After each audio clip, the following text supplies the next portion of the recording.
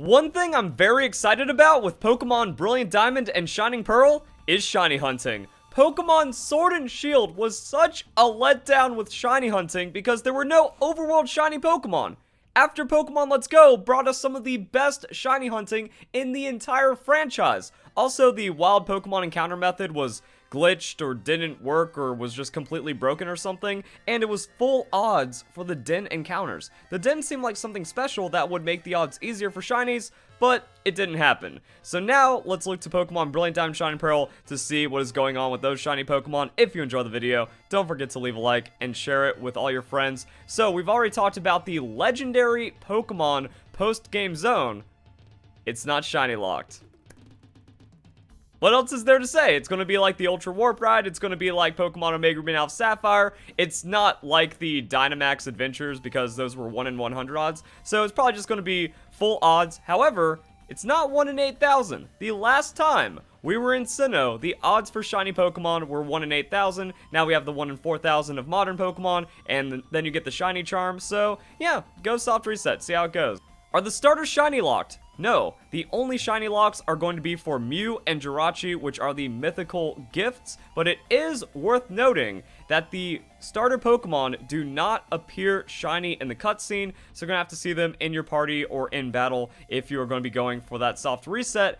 And yeah, like, this is alright. Some people are crazy. Like, I don't understand you weirdos that actually like soft reset for shiny starter Pokemon, but do you. There is no limitation in this regard, so it looks like Pokemon Brilliant Diamond Shining Pearl under the guidance of Junichi Masuda.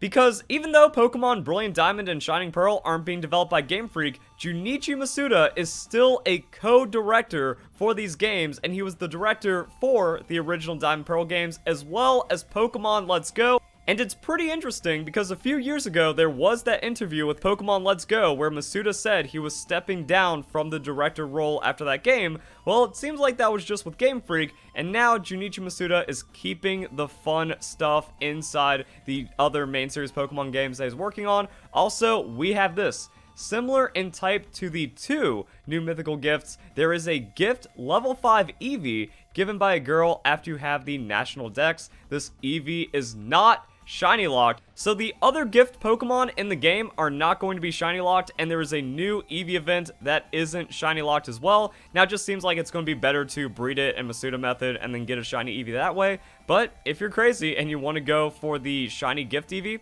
that's possible.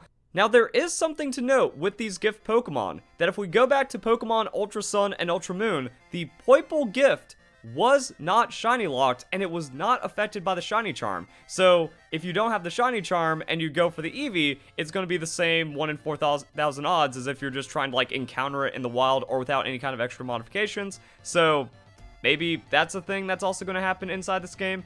Now those things are cool, but let's get into the goods. Poke Radar, where inside the game's text there is an explicit mention of shiny Pokemon. Now, this shouldn't be a surprise. We all knew it was going to happen. Everyone was waiting for the Poke Radar just to see how this shiny hunting method would make a return, but still exciting to just see it there as a part of the Datamine. And it looks like, since a lot of people are playing the game right now because they're pirating it, people are just going to meet, like, shiny hunters are going to get their hands on this. They're going to try it out, and then they're going to talk about it. And then as we get more and more, like, specific information from the Datamine, so there's a good chance we have the specific odds for all of these shiny hunting methods in Brilliant Diamond and Shining Pearl before the games come out.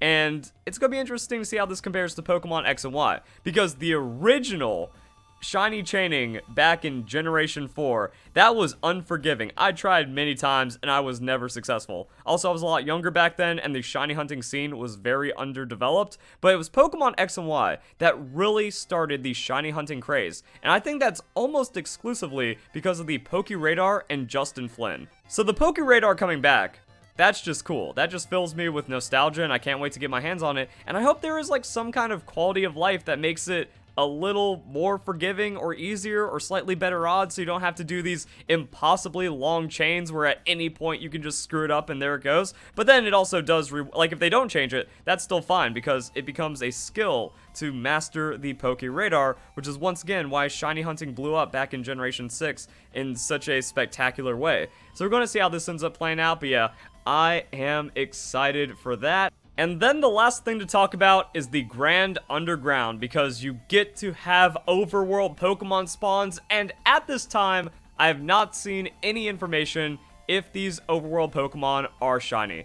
It's going to be very disappointing if the overworld Pokemon don't spawn shiny in the underground, but I haven't seen any posts about it. I haven't seen anyone go, hey, I found a shiny in the underground, or like show a picture of like, oh my god, it's shiny in the overworld, or anything crazy like that. Now, it is a very simple piece of game data, so maybe this is like a development decision where day one patch, it's like, you know what, day one patch, let's make it where shiny show in the overworld, because again, Junichi Masuda directed Pokemon Let's Go, the shiny hunting was off the chain there, so there's a chance that that's how it's going to be for the underground. As it stands right now, we don't know about that. There are rumors and talks about better shiny odds in the underground. I'm down with that as well. Like, even if it doesn't have overworld shiny Pokemon, if it's just, you know, some kind of enhanced shiny odds, and that's like the whole thing about getting the statues and then increasing spawns and like customizing the Pokemon that appear, and then you target shiny Pokemon that way, still cool, but it would be 100 times better if the Pokemon were available, like were shown shiny in the overworld, because we hadn't Let's Go. Why'd that feature kit take away Pokemon Sword and Shield and then never return, even for the new Pokemon games like Brilliant Diamond, Shining Pearl? So we're still waiting on how this plays out, much like how the Datamine will eventually give us the odds for all of the different shiny hunting methods in the game. So things are about to get very exciting, but as it stands right now, shiny hunting is looking incredibly promising on multiple fronts for Pokemon Brilliant Diamond and Shining Pearl. And then there was that thing that we covered earlier.